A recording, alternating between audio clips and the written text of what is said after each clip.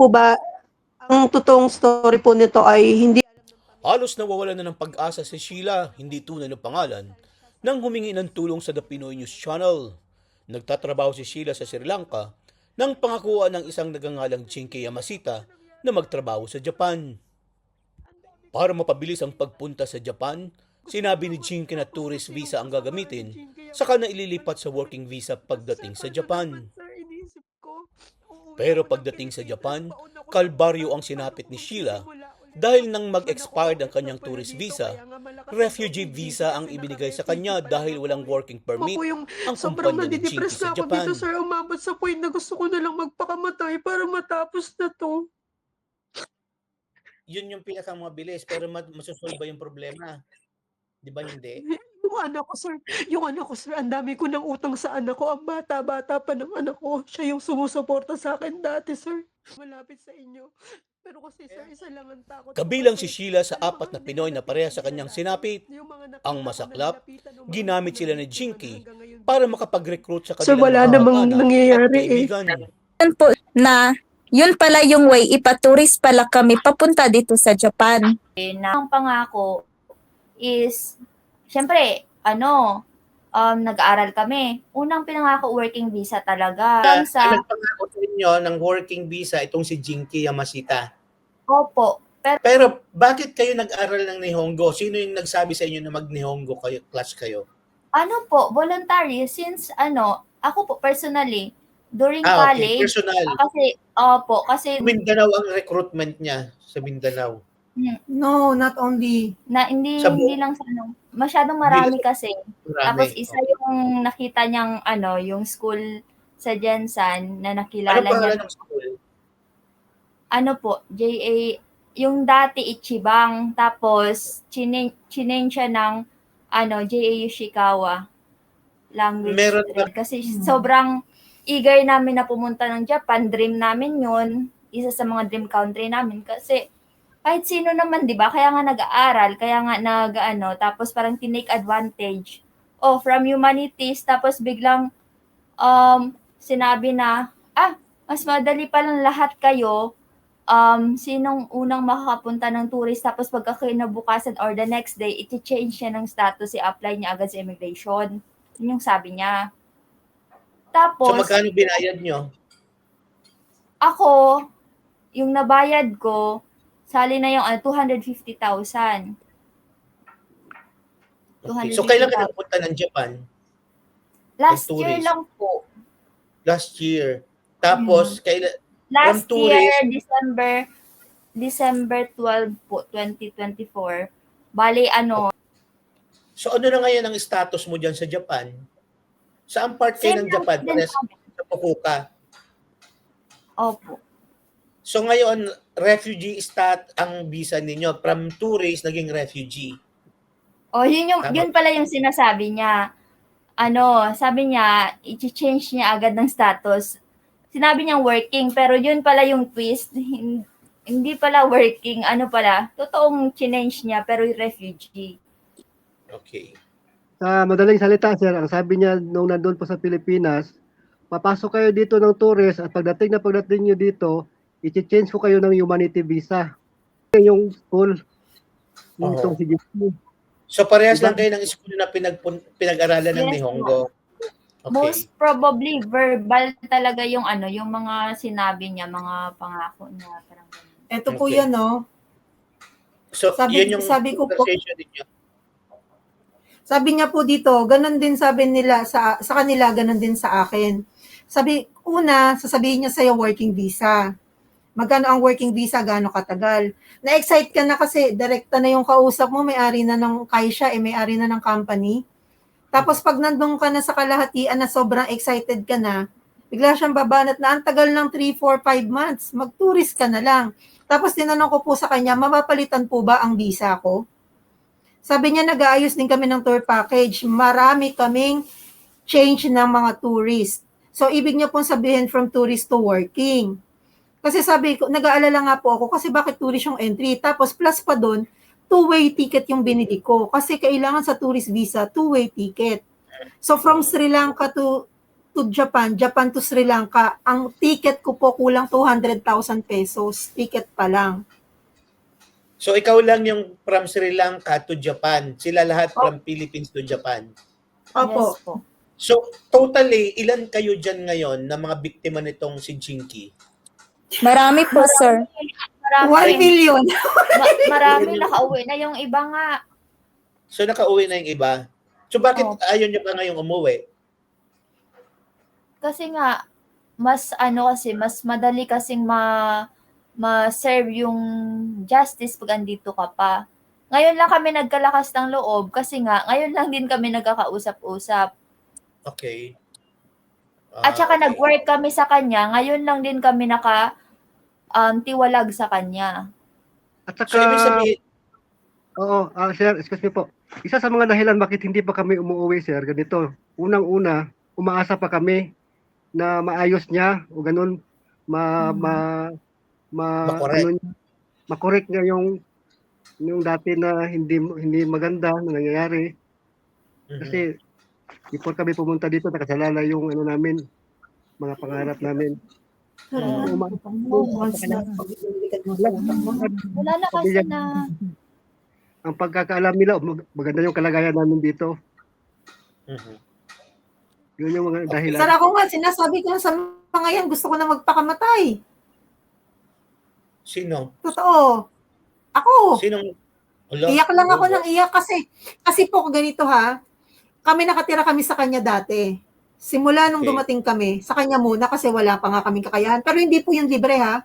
may May bayad kami. Bayad. Renta sa bahay, tubig, kuryente, gas, kasi yung heater doon hindi electric, gas po ang ginagamit namin. Pang-araw-araw pa namin na pagkain, hindi naman yung libre.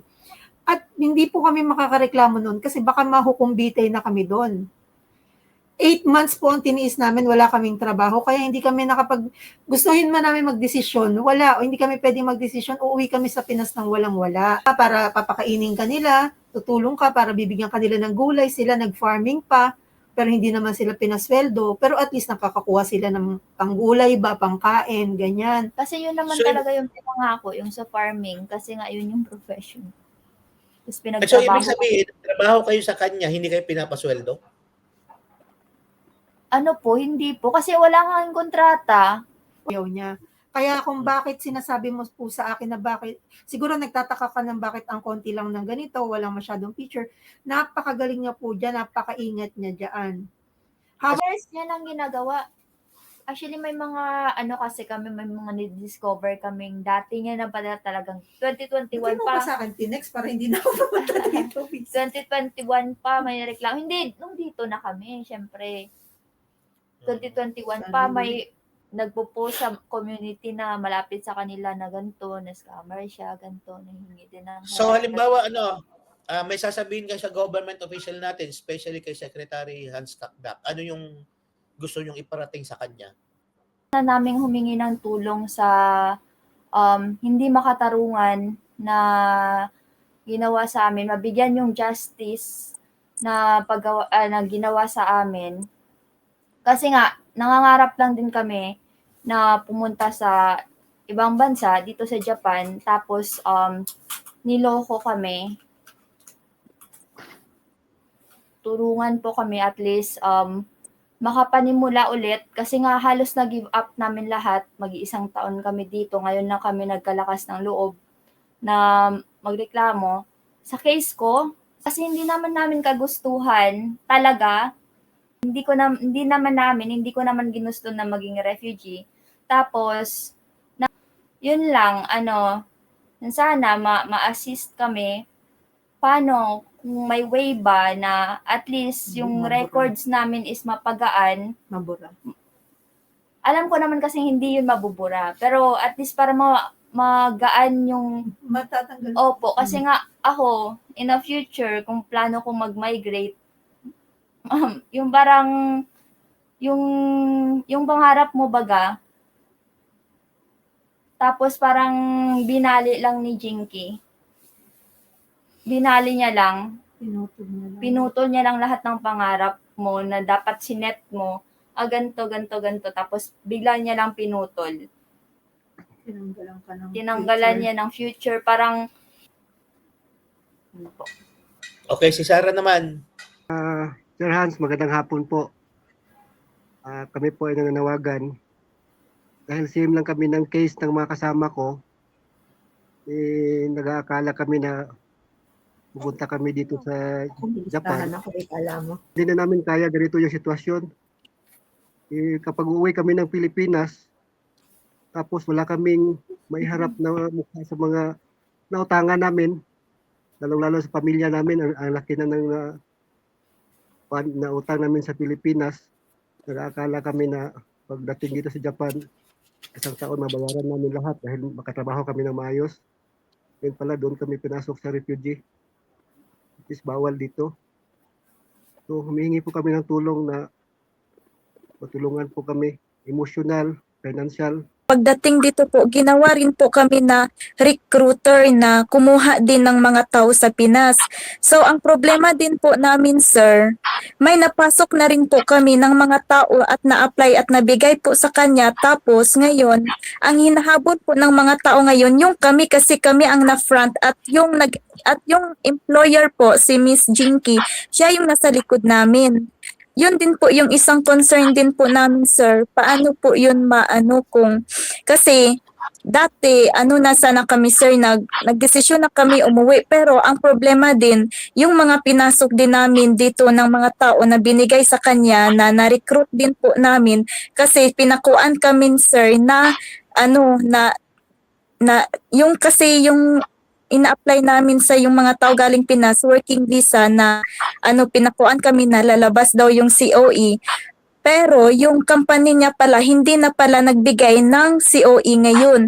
So ang problema din po namin, sir, yung mga tao na recruit na nabigay namin sa kanya kasi kami yung habulhin po. Kailan nito yung mga na-recruit pa?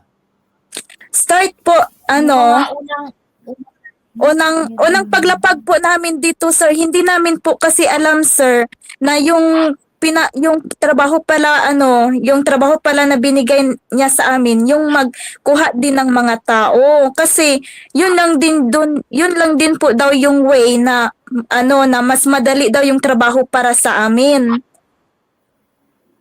So, ibig sabihin, ni-recruit niya kayo, tapos nung nandiyan na kayo sa Japan, pinag-recruit pa kayo para sabing talagang nagpapapunta siya ng Japan. Tama ba? Opo. Then, ang visa na binigay niya sa mga tao is humanities. Pero pagdating dito po, pinatrabaho niya sa mga construction. So, hindi yung visa ng humanities, hindi pala pwede sa trabaho ng construction. So more or less, meron ba kayong mabibigay na numbers kung ilan talaga kayo dyan? Na biktima rin itong si Jinky? Like, magbigay kayo ng number. Kahit yung ibang nakauwi na po. Hindi, yung currently lang dyan, yung nandyan ngayon. Andito pa. Hindi kasi namin din makontak yung iba. Pero more or less, meron ba kayong number? More or less 100. Mabilis Mga ang sagot. Gusto ko lang pong magpa-assist kay Secretary Hans, if possible, na since itong exploitation at human trafficking ay naganap dito sa Japan, sa tingin ko po mas mabilis ang proseso pag dito kami nagsampa ng case at hindi na namin ipapasa sa Philippine government sa Pilipinas. Bakit? Kasi napakarami na pong nakabinbin na kaso ni Jinky Malbas Yamashita sa Pilipinas at yan po ay according sa DMW Tokyo. Nakabinbin, technically speaking, means nakatambak. So, ayaw po namin, nakatambak na po kami dito sa Japan for 1 year. Hindi po kami nakapagpadala ng pera sa Pilipinas. Alam ko po na it takes time, naiintindihan ko po yun. Pero hindi lang po kami nag-iisa, napakarami po namin para mapatunayan namin na isa lang ang taong tinuturo namin. Kaya gusto po namin sana ng faster investigation. Tapos gusto rin po sana namin na makialam na ang Japanese police at kung makakapag-request kami ng assistance na magkaroon kami ng Japanese lawyers at Filipino lawyers as well. Secretary Hans, Sir Rowan, ako baka next week pupunta na ako sa MWO sa Osaka. Pero gusto ko sanang manghingi ng assistance para magkaroon ako na ma-forbid ko yung pag-contact sa akin ng anything na may kinalaman kay Jinky Yamashita para kasi mag-proceed yung case ng solemnly ng hindi bias kasi ako po ay hindi magpapaareglo.